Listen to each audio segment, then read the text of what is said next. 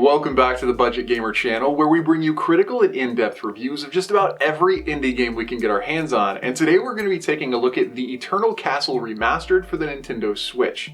And this is one that just came out, and I'm really happy the developers reached out to me because this is definitely on my must-have playlist, but stick around for the review because it's probably not a game that's going to really just automatically entice a lot of gamers.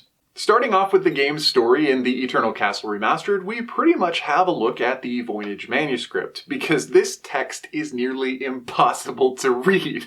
So I'm gonna give you my best breakdown of what I could actually pick and pull out of this crazy cryptic font. More or less, there was some sort of cataclysm or apocalypse that forced people to go and evacuate into space, and after moving into space, go figure, they started running out of supplies, and so in efforts to move back to some planetoid surface, Lady Girl Woman takes off to go and investigate, and it's apparently been a long time since anyone's heard from her, so Man Dude Bro Guy goes down to check to see what happened. But all is not well on the planetary surface, and Bro Man Dude Guy's spaceship gets shot down, stranding him as well as Lady Girl Woman on this unfamiliar surface. And it's with a wrecked ship and pretty much nothing else that we get to start off our adventure and really try and figure out not only what's going on, but what happened to our female protagonist. In total, the gameplay is divided into 5 major overarching areas, and one of the cool things is not only are they distinctly visually different, but each one of them does actually require a slight nuanced focus on certain gaming areas, whether that be combat, platforming, survival, or exploration.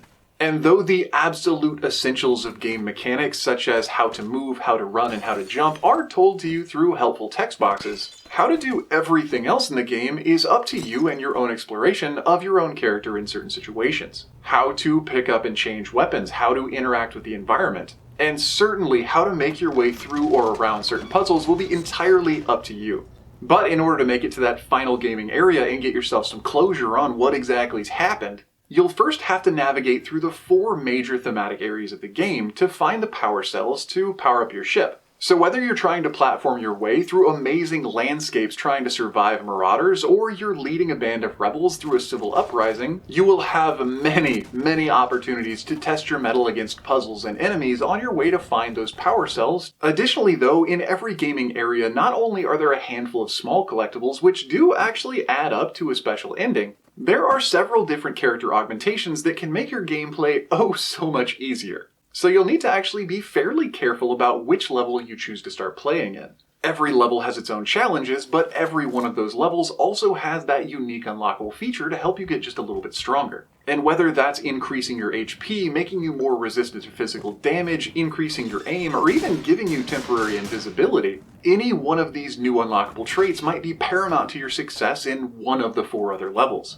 But moving away from the game's general mechanics and gameplay, it's time to acknowledge the most evident feature of this game, which might be its best or might be its worst, depending on what kind of gamer you are. And that would be the visuals.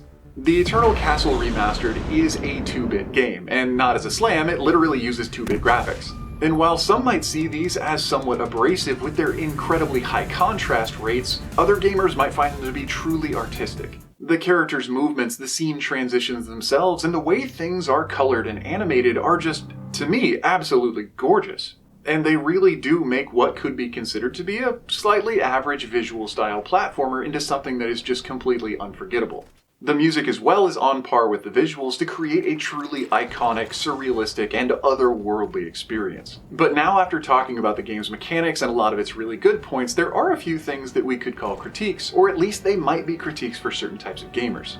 The first being that the Eternal Castle Remastered is a truly iconically retro game. And I don't just mean that it has low pixel counts, I mean we're talking the days of DOS. But while those early gaming days are firmly in the past, they are still being recreated in the indie market with other titles such as Another World. And while they are still popular among a niche gaming fan, especially for artistic gamers and retro gamers, the one thing that modern gamers generally don't appreciate is the completely flawless, unbreakable transitions of gaming animations. In that day and age, back when these games were being developed for the first time exploring these surrealistic concepts, the action animations actually took precedence over the actual gameplay. Attack sequences continue until they're done, and jump sequences take a little time to initiate and a little time to finish. And while this does create an incredibly seamless visual presentation for the game, anyone who's used to a little bit more rapid action for their heroes is gonna feel like it's just a little off. But if you are willing to dip your toes into the game, do console yourself that this isn't a gaming glitch. This is actually intentional because that was the original style. And other than that, even though I did experience a game crash, there are liberal checkpoints thrown throughout, so I didn't really lose any progress. And I'd have to say, looking back at the Eternal Remastered as a whole experience, it was incredible. But take it with a grain of salt because I am a retro gaming fan.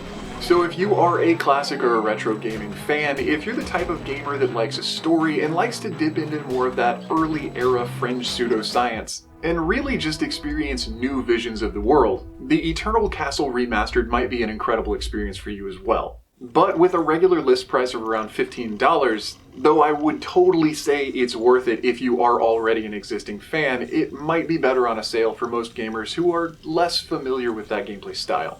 But anyway, that does about wrap up the review of the Eternal Castle Remastered, now on the Nintendo Switch. So if you enjoyed the review, or especially if you found it helpful, feel free to throw us a comment or a like to show your support. And don't forget to click that little bell icon when you subscribe to stay updated with the latest content. We've got multiple reviews coming out every single week, so whether it's an easy hard pass or an unforgettable gem, if it's on the eShop, you're probably going to find it right here. And for any diehard fans out there, if you enjoy the Budget Gamer channel, if you really like what we do, or if you just want to help us support these underrepresented developers and unknown games, I'd personally be really happy to welcome you into our small crew of Patreons. But anyway, this has been the Budget Gamer, so as always, thanks for watching.